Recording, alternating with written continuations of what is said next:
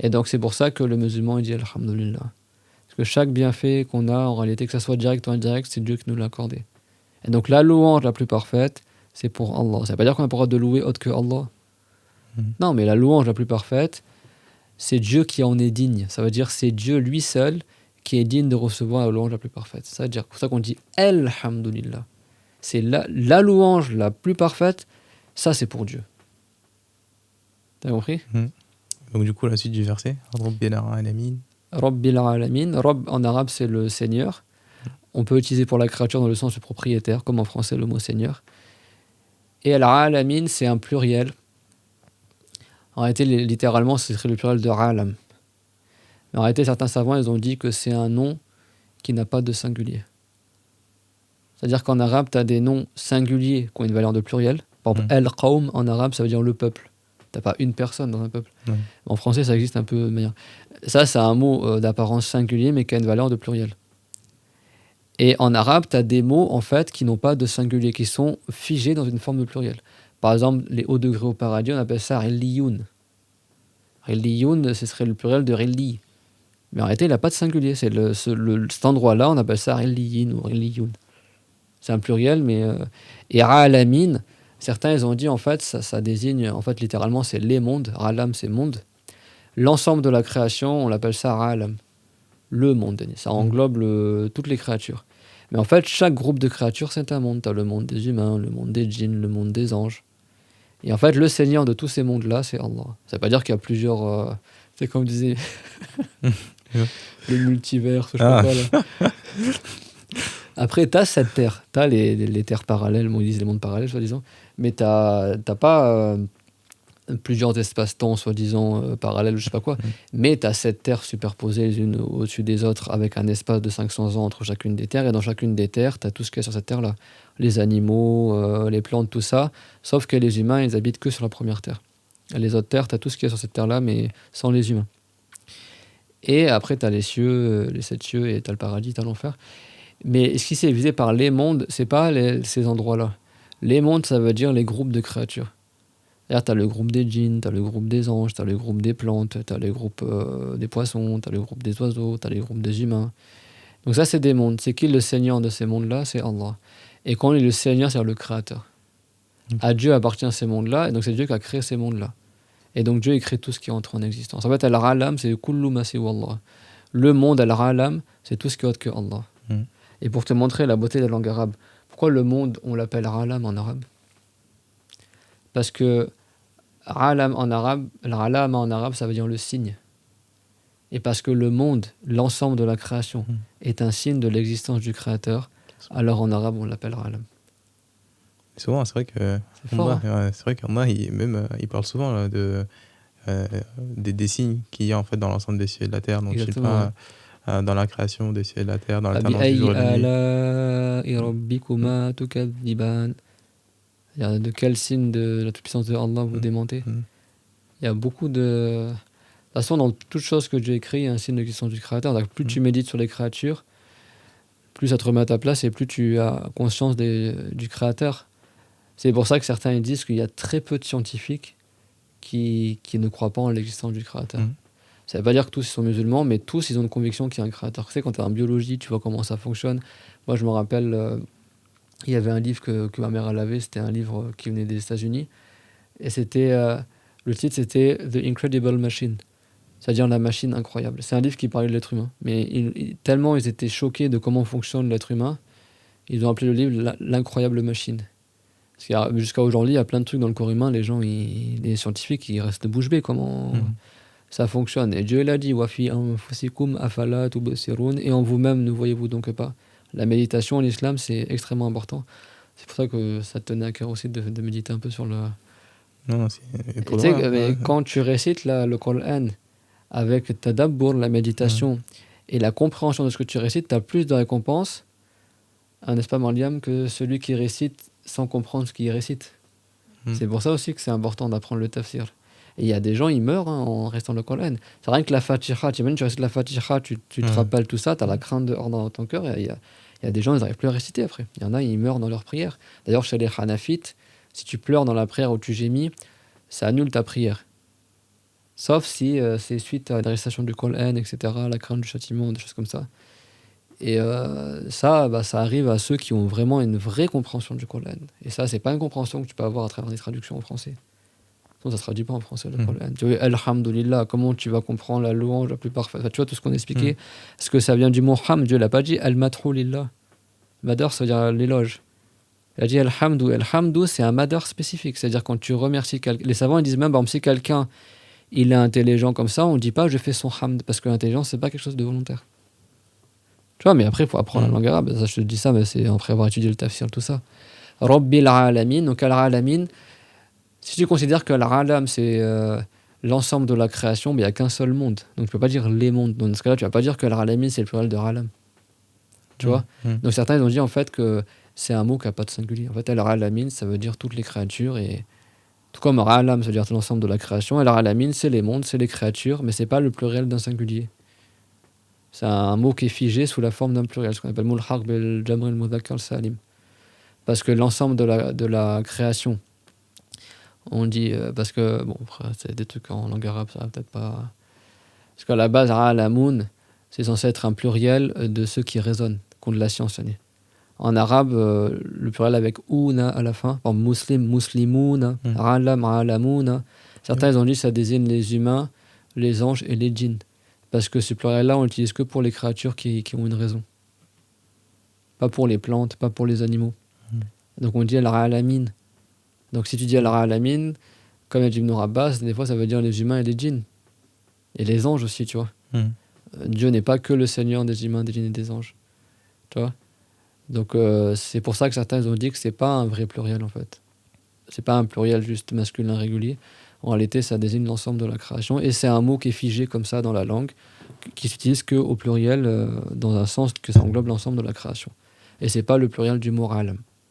Du coup, si on synthétise tout ce qu'on a dit, donc la louange, en gros, revient à Allah. La louange la plus parfaite revient à Allah, lui qui est le créateur de tout ce qui est hormis lui. Du coup, ça voudrait dire que tous les groupes de créatures. Ouais. Il mérite la louange exclusive justement parce que c'est le Seigneur des cieux de la terre. T'as vu, t'as dit la louange, t'as pas dit une louange exclusive. T'as dit la louange, et la louange la plus parfaite, elle est uniquement pour Allah. Pourquoi aussi? Parce qu'il est le créateur de l'ensemble des groupes des créatures. Créateur de toutes choses. Ar-Rahman et Ar-Rahim. Donc la louange à Allah, le Seigneur des mondes. Lui qui est Ar-Rahman et Ar-Rahim. Donc il revient encore, réitération, que Dieu est très miséricordieux envers tout ce qui est dans le bas monde comme être vivant, même les animaux, même les non-croyants. Et celui qui est très miséricordieux envers les croyants dans l'au-delà. Donc c'est ça, Ar-Rahman est miséricordieux envers tous les humains et les djinns dans le bas monde, et pour les croyants dans l'au-delà. Et Ar-Rahim, c'est celui qui est très miséricordieux. Tu sais, ça me fait penser à une chose, le fait qu'il y ait cette insistance, comme tu as dit. Souvent, tu sais, par exemple, des groupes comme les chrétiens, ils vont nous reprocher le fait qu'en islam, on ne ressent pas l'amour qu'Allah il déverse sur nous, ces créatures, etc. Alors que même parfois, dans des versets comme ça, juste sur le Al-Hamd, par exemple, le fait de méditer sur tout ce qui nous est donné, bah, tu vois en fait qu'Allah, il donne, même à des personnes qui ne croient pas forcément en lui. C'est bizarre qu'ils disent ça, parce que bon, après, faut pas faire non plus un amalgame entre la pratique de certains musulmans et l'islam. S'il y a des musulmans dont le cœur dur, ça veut pas dire que l'islam c'est dur, qu'il n'y a pas de foi. Après, bon, tu sais, les chrétiens ils sont beaucoup dans l'affectif, parce que comme il n'y a pas beaucoup d'arguments rationnels et il y a beaucoup de falsifications par rapport à l'islam sur lequel ils étaient au départ, à l'époque du prophète Jésus, alayhi salam, c'est qu'en fait, beaucoup, comme il y a rien de cohérent dans leur religion, ils misent tout sur l'affectif, tu vois. Jésus vous aime, Dieu vous aime. Alors tout le monde il a besoin d'amour, tu vois. Il aime ressentir l'amour de quelqu'un. Donc toi tu es là, si tu viens chez nous, tu verras Jésus il va t'aimer, Dieu il va t'aimer. Donc ça c'est que de l'affectif, quoi. Nous en islam on est dans le rationnel. Et puis l'amour de Dieu, bon, l'agrément de Allah, c'est le fait que Dieu il récompense au-delà la personne. Et au contraire, le musulman il n'y a pas mieux placé que lui pour avoir conscience des miséricordes de Allah et de savoir que toute chose est bien faite de Dieu. Et de toute façon, Si quelqu'un il reconnaît que toute chose est bien fait de Dieu, mais dans son cœur il ne croit pas en Dieu, en réalité il n'a pas eu une reconnaissance complète. Parce que le premier des remerciements, la première des éloges que tu fais à Allah, c'est quoi? C'est de dire qu'il est Dieu. C'est la toute première éloge. Si toi tu ne reconnais pas que Dieu est Dieu, alors tout autre éloge est caduque. Parce que la première éloge de la créature responsable, douée de raison, c'est de reconnaître qu'elle a un créateur. D'ailleurs, c'est moi, ça me fera toujours rigoler. C'est comment les biologistes ou machin, ils vont se dire oui, le caméléon, c'est une créature étonnante, etc. Attends, t'as dit le mot créature. Même en France, c'est quand t'as une belle femme, c'est une belle créature, tout ça. Comment tu dis créature et tu considères que ça n'a pas été créé par Dieu, il n'y a pas de créateur? C'est stupide. Mais tu sais, en fait, c'est marrant parce qu'en réalité, le langage des humains les dément. Traduit ce qu'il y a au fond d'eux. Parce qu'en réalité, les langues ont été révélées à la base à Adam. Elles sont par la révélation. Les langues, c'est les musulmans qui nous ont enseigné les langues. C'est Adam par la révélation. Dieu l'a dit Dieu a fait savoir à Adam le nom de toutes choses.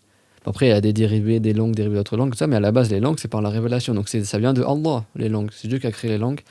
Et dans les langues jusqu'à aujourd'hui, tu as des notions religieuses qui sont restées au travers des époques. Et des fois, même les athées, un athée, son fils, il va se faire écraser par une voiture, il dit quoi? Mon Dieu! Le mec, toute sa vie, il dit que Dieu n'existe pas. Et bizarrement, quand c'est la fin, il se rappelle qu'il a un créateur. En fait, subhanallah. Parce que les savants, ils disent que toutes les créatures que Dieu a créées, elles font le tasbih. Le musulman, il fait le tasbih par son état, c'est-à-dire qu'il est glorifié Allah, et par sa langue. Et le non-croyant, son corps, il fait le tasbih. C'est-à-dire même si par sa langue, il ne reconnaît pas l'existence de Dieu, mais son corps, c'est comme son corps parlait, il disait, moi j'ai créé, j'ai un créateur, et ce créateur-là, il n'est pas comme moi. En fait, d'ailleurs, son propre corps va le démentir au jour dernier et témoigner contre lui. Leurs peaux, elles vont témoigner contre les non-croyants, et les non-croyants diront, lima shahidtum alayna. Pourquoi vous témoignez contre nous? Et Dieu l'a révélé, que les peaux répondront, antaqana Allah, alladhi antaqa kulla shay. C'est Dieu qui nous a fait parler, lui qui fait parler toutes choses. Donc tu vois, en fait, ils sont faibles. Parce que même leur corps, il sera contre eux au jour dernier. Même leur shaitan, au jour dernier, est innocentera d'eux. C'est dans le Coran, même dans Sourate Al-Baqarah. Quand les gens qui étaient suivis, ils s'innocenteront de ceux qui nous ont suivis.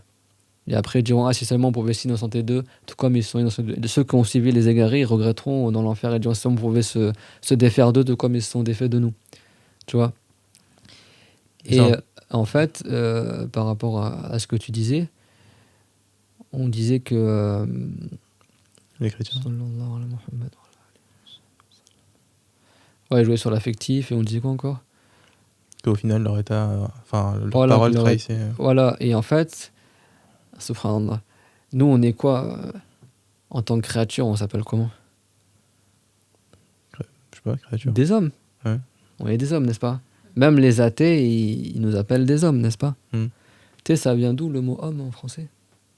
Homos, je sais pas. Ça vient du latin humus. Okay. Et humus en latin, ça veut dire quoi? Tu sais, pour les plantes, tu as l'humus des plantes et tout ça. Je sais pas. Qui a donné le verbe humilier aussi. Humus, ça veut dire la terre.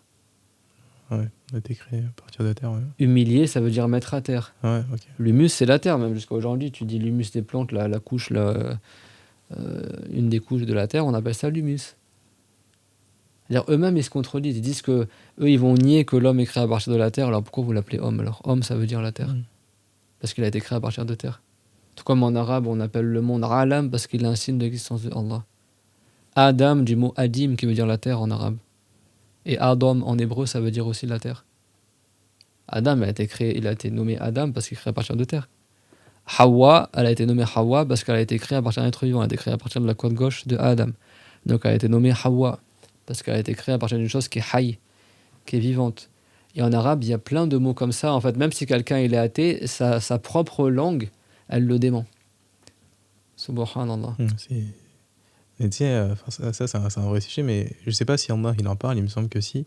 Mais le fait que parfois dans l'épreuve, Allah il nous éprouve, et que directement en fait les personnes qui soi-disant le nient, le renient en fait son existence, à ce moment-là ils vont se mettre à l'implorer.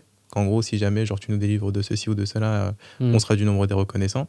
Et puis au final, dès lors qu'Allah il les délivre des épreuves, ils retournent en fait dans leur mécréance. Ils oublient, exactement, il y a ça dans le Coran. Subhanallah. Alors que le musulman, le croyant, Comme il a dit le prophète, alayhi salam, Rajaban li amril mu'min. Ou Rajaban lil mu'min, fa inna amrahu kullahu lahu khair. Wa la yakun dhalika illa lil mu'min. Elle dit, quoi de plus étonnant que le cas du croyant? Car certes, son cas à lui, c'est tout un bien pour lui. Wa la yakunu dhalika illa lil mu'min. Et ça, ce n'est que pour le croyant, pour le musulman qui croit en Allah, en l'existence de Dieu et du Créateur. Idha asabathu sarra'u shakar. فكان خيرا له وإذا أصابته ضراء شكر فكانت صبر فكانت خيرا له. S'il est atteint par un bonheur, alors il remercie Allah, il se rappelle de Allah dans le bonheur, alhamdulillah, et donc c'est un bien pour lui. Et s'il est atteint par un malheur, pareil, il se rappelle que Allah parmi ses noms, il y a Ad-Darrun Nafir, celui qui crée la nuisance et celui qui crée les profits. Tu vois? Donc le musulman, il sait que Dieu crée la nuisance, donc il se rappelle que quand il a un malheur, de toute façon c'est Dieu qui le crée, donc je me remets à mon Créateur. Et quand il est atteint par une joie, il se rappelle de Allah et dit Alhamdulillah. Le prophète Mohammed, il priait tellement la nuit, des prières sunnah, que sans se nuire bien sûr, parce que le prophète ne se nuise pas, mais tellement il restait à prier que ses pieds ils s'enflaient. Mais c'est pas un enflement qui va le nuire, tu vois, s'il marche un peu, ça disparaît. Au point que sa femme, Aïcha, elle a eu de la compassion pour lui. Elle dit Ya Rasulallah, alaysa Allah qad ghafara laka ma taqaddama min dhanbika wa ma ta'akhkhar. Elle dit oh messager de Dieu, n'est-ce pas que Dieu, en fait tous tes péchés ils sont déjà pardonnés en fait, c'est-à-dire que si tu avais fait un péché dans le passé, c'est pardonné, et de toute façon si tu en feras dans le futur, ce sera pardonné aussi, parce que les prophètes sont agréés par Allah. De toute façon, comme tu sais, certains savants ils disent que les prophètes ne font aucun péché. Et certains ils donc, sont préservés de la mécréance, des grands péchés comme boire de l'alcool, la fornication, tout ça. Et des petits péchés de bassesse, comme regarder les jolies filles en cachette, voler un grain de raisin, voler un bout de pain, ou des choses comme ça. Chez les Malikites, c'est connu, eux, ils sont dans la vie que n'importe quel péché, c'est impossible qu'un prophète fasse un péché. Et certains savants ont dit, si c'est un petit péché qui n'est pas de bassesse, qui n'est pas indigne des rangs des prophètes, qui ne montre pas un manque de dignité, etc., ils disent c'est possible qu'un prophète il fasse un petit péché, mais il en fait le repentir immédiatement avant que les gens lui suivent cela. Donc, par rapport au fait que Adam il a mangé du fruit interdit, par rapport au fait que le prophète Younous il a quitté son peuple avant que Dieu lui ordonne de quitter son peuple, le fait que, tu vois... Moussa alayhi salam, par exemple, ça rentre dans ça, parce qu'il a, par rapport à l'histoire que tu racontes avec Khadir, qu'il n'a pas remis la science entre les mains d'Allah. Ça, c'est moins que le péché. Mais voilà, donc il y a des textes qui pourraient laisser sous-entendre que, au sens apparent, et qui n'est pas un sens non plus contraire à l'islam, que beaucoup de savants ashralites ils ont allé dans ce sens-là aussi, c'est que c'est possible qu'ils fassent un petit péché, mais pas un péché de bassesse, de perversité, mais ils en font immédiatement le repentir avant que les gens les suivent en cela. Parce que peut-être c'est des exemples. Et de toute façon, ceux qui ont dit ça, ils ont dit beaucoup d'entre eux, ils ont dit que leur péché, c'était avant qu'ils soient prophètes. Parce qu'au final, Adam, quand il a mangé du fruit interdit au paradis, il n'était pas encore prophète.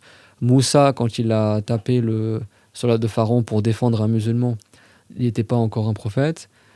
Tu vois et d'autres choses que cela. Daoud, quand il a jugé entre deux personnes sans avoir entendu l'avis de l'autre. Ça, c'est pas des grands péchés, c'est pas des choses, tu vois, qui remettent en cause le rang de prophète et la valeur, la moralité des prophètes, etc. Et de toute façon, beaucoup de ces péchés-là étaient avant que ce soit prophète. Donc, dans tous les cas, les gens n'auraient pas pris en exemple cette chose-là. Et eux, ils en font le repentir immédiatement. Et c'est pas des choses qui, en soi, ça va montrer qu'ils sont pas des prophètes. Ou qui va faire fuir les gens de l'islam ou des choses comme ça. Et certains savants, ils ont dit, comme le Qadi Iyad ou An-Nawawi, que les prophètes, ils font aucun péché du tout, quoi. Et que les textes, le sens, il l'a interprété dans le sens que c'est une erreur qu'ils ont faite. Mais comme ils sont des prophètes, cette erreur-là a été nommée péché les concernant, mais en réalité, c'était pas réellement un péché, c'était au sens figuré. C'est ce que j'ai posé comme question. Il y a aussi une différence entre erreur et péché. Ouais, et après, il faut faire attention parce que erreur en arabe, c'est khata. Et après, tu as khati'a. Et en fait, en arabe, faire une erreur, c'est akhta'a. Et faire un péché, c'est khati'a. Donc, il y en a, ils confondent les deux verbes, en fait. Tu vois comme il a dit Ibrahim, walladhi atama'u an yaghfira li khati'ati yawm ad-din. Et celui par lequel j'espère qu'il me pardonnera ma khati'a au jour dernier. Tu vois, le prophète Ibrahim, alayhi salam. Ça, c'est dans le sens le péché. Ou certains, ils ont dit c'est un péché, mais au sens figuré. C'est-à-dire que comme c'est des prophètes, l'erreur les concernant est plus lourde. comment dire, pour nous, ce serait une simple erreur. Pour un prophète, ça apparaîtrait comme une sorte de péché. Tu vois, c'est comme les savants, ils disent par exemple, si le savant il fait un péché, c'est pas comme si le Iran il fait un péché. Le savant, c'est plus voilà. Donc certains ils ont dit en fait par égard au rang des prophètes, cette petite erreur qui est pas un péché, comme les prophètes ils ont un très haut degré de Allah et que eux ils sont très stricts par rapport à leur pratique, etc. Ça a été nommé péché mais au sens figuré, tu vois. Comme en français, des fois on dit c'est mon péché mignon, tu sais, c'est un truc, c'est pas haram, mais c'est comme si c'était. Tu sais que c'est pas le mieux de faire ça, mais c'est quelque chose qui est pas haram non plus. Donc là, des fois, c'est des sens figurés. Bon, c'est un rapprochement d'idées, ça veut pas dire que c'est ça qui est visé, littéralement, tu vois. Et donc, Aïcha, elle a eu la compassion du prophète, elle a dit, de toute façon, même si tu avais fait des péchés, Dieu t'aurait pardonné. Et le prophète, qu'est-ce qu'il a dit? Afala akunu rabadan shakura. Ne serais-je donc pas un esclave qui remercie son Seigneur? C'est-à-dire, malgré le fait qu'il est le plus savant des gens, le plus beau, le plus intelligent, le plus modeste, le plus agréé par Allah, malgré ça, il pleurait à faire des prières et des prières parce qu'il se sent redevable. D'ailleurs, les savants ils disent que malgré le fait que les prophètes sont préservés de l'enfer, malgré ça, ils invoquent Allah, Allahumma ajirna minan nar, ou Allah, préserve-moi de l'enfer. Alors qu'ils sont préservés de l'enfer. Mais les savants ils disent ça, c'est pour qu'ils montrent encore plus leur servitude envers Allah. Pour que, en fait, c'est comme il disait, je suis qu'un esclave, et si tu veux, tu m'aurais fait entrer en enfer. Et moi, je te demande de ne pas me faire entrer en enfer, malgré le fait qu'il sait qu'il n'ira pas en enfer, mais pour montrer qu'il est soumis à Allah et qu'il n'est qu'une créature créée par Allah, il invoque Allah de choses que des fois, il n'est pas concerné. Dans la Fatiha, Ihdina siratal mustaqim, pour qu'on revienne toujours dans le sujet, ça veut dire maintiens-moi ça veut dire guide-moi sur le droit chemin. Et les savants, ils disent, bon, le musulman est déjà sur le droit chemin, ça veut dire maintiens-moi sur la bonne guidance. Est-ce que tu penses que le prophète il craint de dévier du droit chemin? Non. Et pourtant, dans toutes ses prières, il disait Ihdina siratal mustaqim, maintiens-moi sur la bonne guidance. As-sirat en arabe, ça veut dire la voie générale. La voie générale. C'est-à-dire, c'est pas le petit chemin, c'est le chemin qui avale tous les chemins. Du verbe sarata en arabe qui veut dire comme s'il avale tous les chemins. Et As-sirat en arabe, à la base, tu le prononces avec un sin, pas avec un sad. C'est vrai que dans une rédaction de la Fatiha, c'est Ihdina siratal mustaqim, avec un sin, pas avec un sad. Mais comme il y a un ra et un ta, qui sont des lettres emphatiques, pour qu'il y ait une concordance dans les lettres, tu as le droit de le réciter avec un sad, qui est un S plus emphatique que le S normal. As-sirat. Donc tu as une récitation, Ihdina siratal mustaqim. Si tu récites comme ça avec un sin, alors tu dis pas Maliki yawmiddin, tu dis Maliki yawmiddin. Tu comptes pas le alif. Et si tu récites avec le sad, tu dis Maliki yawmiddin. Et il y a une troisième récitation, tu dis Az-zirat, avec entre le zay et le sad. C'est rapporté du prophète aussi. Alors, les salatu wa salam. Parce que le zay a un point de sortie proche du sin et du sad. C'est aussi le bout de la langue. Donc je dis Az-zirat avec un zay emphatique. Tu peux dire As-sirat al-mustaqim, As-sirat al-mustaqim, Az-zirat al-mustaqim. Les trois, c'est révélé dans la récitation de la Fatiha. Donc ici, As-sirat al-mustaqim, ça ne veut pas dire le sirat, le pont qui passe au-dessus de l'enfer pour mener au paradis, c'est-à-dire le droit chemin. La droiture, c'est-à-dire l'islam. D'accord? Donc, c'est-à-dire que c'est le prophète, même les vertueux, les saints et les prophètes, le prophète Mohammed, il récite ça dans ses prières, malgré le fait qu'il est préservé d'être dans l'égarement. Mais c'est pour montrer ta soumission à Allah Azza wa Jal. Bismillahirrahmanirrahim, alhamdulillahi rabbil alamin, ar-Rahmanir-Rahim, maliki yawmiddin. Donc, maliki ou malik, c'est le même sens, le souverain du jour de la rétribution. Ici, ad-din, ça veut pas dire la religion. Le mot ad-din, des fois, il est dans le sens le din. Des fois, ça veut dire la religion.